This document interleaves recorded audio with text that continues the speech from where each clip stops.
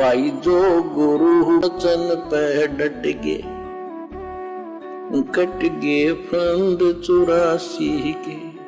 आयत नंबर 59 का अरबी भाषा वाला मूल पाठ नागरी लिपि में इस प्रकार है, ये यहां पर लिखा हुआ है, सभी भाई पढ़ सकते हैं। विवेचन आयत नंबर 52 जो अल्लाह कुरान मजीद व शरीफ का ज्ञान हजरत मोहम्मद जी को बता रहा है, वह कह रहा है कि हे पैगंबर, तुम काफिरों की बात ना मानना, क्योंकि वे कबीर अल्लाह को नहीं मानते। उनका सामना संघर्ष यानी मेरे द्वारा दी गई कुरान की दलीलों के आधार से बहुत जोर से यानी दृढ़ता के साथ में करना। जैसे आज हम भगत भाई बहन अपने गुरुदेव भगवान के द्वारा दिए गए ज्ञान आधार से, परमाणु के आधार से, सृष्टि रचना के आधार से, और जो भी कोई समझना चाहता है या हम किसी को समझाना चाहते हैं तो गुरुदेव के ज्ञान आधार से उनको समझाते हैं दृढ़ता के साथ में। तो उसको कहते हैं जिहाद करना, यानी संघर्ष करना, मार काट करना नहीं, लड़ाई झगड़ा करना नहीं। ये तो जिहाद का शैतान की प्रेरणा से कुछ लोगों ने गलत मतलब निकाल लिया। जिहाद का मतलब होता है संघर्ष करना, इस ज्ञान को समझाने के लिए। मेरे द्वारा दी गई कुरान की दलीलों के आधार से बहुत जोर से यानी दृढ़ता के साथ करना, अर्थात वे तुम्हारी ना माने कि कबीर अल्लाह ही समर्थ है तो तुम उनकी बातों को ना मानना। अगर फिर भी वो काफिर लोग नहीं मानते हैं कि कबीर अल्लाह नहीं है, कबीर अल्लाह नहीं हो सकता, तो फिर वो डुप्लीकेट अल्लाह, वो शैतान कह रहा है हजरत मोहम्मद को कि अगर वो तुम्हारी बातें ना माने, मेरे द्वारा दी गई इन कुरान की आयतों को सुनकर भी, पढ़कर भी कि नहीं नहीं कबीर अल्लाह नहीं हो सकता, तो फिर ए हजरत मोहम्मद तू भी उनकी बातों को मत मानना। तू अपने इस नियम पर दृढ़ रहना कि कबीर ही अल्लाह है और उसी की सच्ची इबादत से मोक्ष हो सकता है। आयत नंबर 53 से 59 तक उसी कबीर अल्लाह की महिमा यानी पाकी बयान की गई है। कहा है कि यह कबीर वह कादिर अल्लाह है, यानी समर्थ अल्लाह है। कादिर यानी समर्थ, अल्लाह यानी भगवान सतगुरु, जिसने सब सृष्टि की रचना की है। उसने मानव उत्पन्न किए, फिर उनके संस्कार बनाए, रिश्ते नाते उसी की कृपा से बने हैं। खारे मीठे जल की धाराएं भी उसी ने भिन्न भिन्न अपनी कुदरत यानी शक्ति से बहा रखी हैं। पानी की बूंद से आदमी, मानव, स्त्री, पुरुष उत्पन्न किया। सूक्ष्म वेद में कहा है कि पानी की बूंद का तात्पर्य नर व मादा के तरल पदार्थ रूपी बीज से है।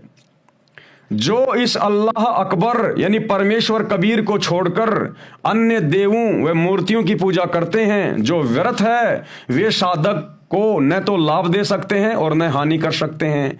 यानी फालतू के देवी देवता, डमी गॉड, ये जो ये पत्थर हैं, ये किसी को कोई लाभ नहीं दे सकते। वे तो अपने उत्पन्न करने वाले परमात्मा से विमुख हैं। मृत्यु के पश्चात पछताना पड़ेगा, कि चाहे हिंदू हो चाहे मुसलमान हो। ये शरीर छोड़ने के बाद में अगर उस एक अल्लाह कबीर जो वर्तमान में संत रामपाल जी के रूप में धरती पे प्रकट हैं, अगर उसकी भक्ति नहीं करी और शरीर छोड़ गया तो भैया फिर पछताना ही पछताना पड़ेगा। ये शैतान, ये काल फिर सीधा नरक में ठोकेगा, तपतशिला पे भून भून के खाएगा, और फिर तेरे कर्म आधार से तेरे को 84 लाख योनियों में भयंकर दंड देगा, पशु पक्षी के जीवन देकर। फिर बहुत पछताएगा, बहुत ज्यादा तकलीफ उठाएगा। मृत्यु के पश्चात पछताना पड़ेगा। उन्हें समझा दो कि मेरा काम तुम्हें सच्ची राह दिखाना है, उसके बदले में मैं तुमसे कोई रुपया पैसा भी नहीं ले रहा हूं। कहीं तुम ये न समझो कि ये नबी अपने स्वार्थवश गुमराह कर रहा है। यदि चाहो तो अपने परवरदिगार यानी उत्पत्ति करता तथा पालनहार का भक्ति मार्ग ग्रहण कर लो। यानी भाई जबरदस्ती का काम नहीं है, मैंने तुम्हें बता दिया। अब तुम चाहो तो अपने परवरदिगार, अपने उत्पत्ति कर्ता की भक्ति ग्रहण कर लो, यानी सतगुरु रामपाल जी पर ईमान ले आओ, उनके सत्संग सुनकर उनकी शरण समय रहते ग्रहण कर लो।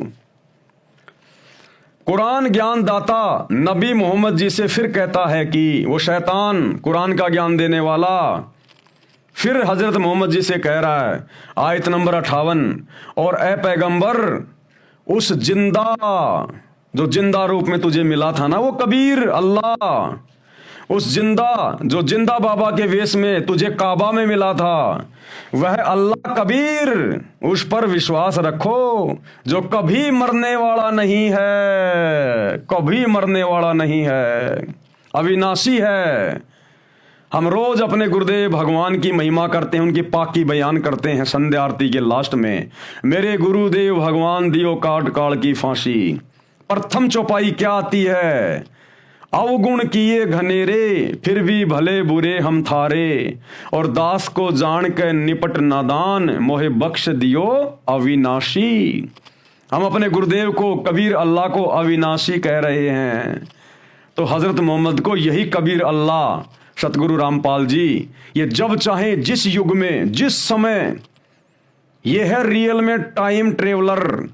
ये समय से आगे भी जा सकते हैं, समय से पहले भी जा सकते हैं। अंतर्यामी उसी को कहते हैं जो आगे पीछे की सब जानता है। शब्द स्वरूपी उसी को कहते हैं जो कभी भी किसी भी समय कहीं भी किसी भी रूप में प्रकट हो सकता है, कितने ही रूप बना के वो प्रकट हो सकता है। तो ये कबीर अल्लाह सतगुरु रामपाल जी हर युग में जब चाहे जहां भी ये प्रकट हो जाते हैं और अपनी आत्माओं को ज्ञान देते हैं। तो उस समय जिंदा बाबा के रूप में हजरत मोहम्मद जी को मिले थे ये कबीर अल्लाह सतगुरु रामपाल जी। इनके विषय में हजरत मोहम्मद को मुसलमानों का वो डुप्लीकेट अल्लाह कह रहा है।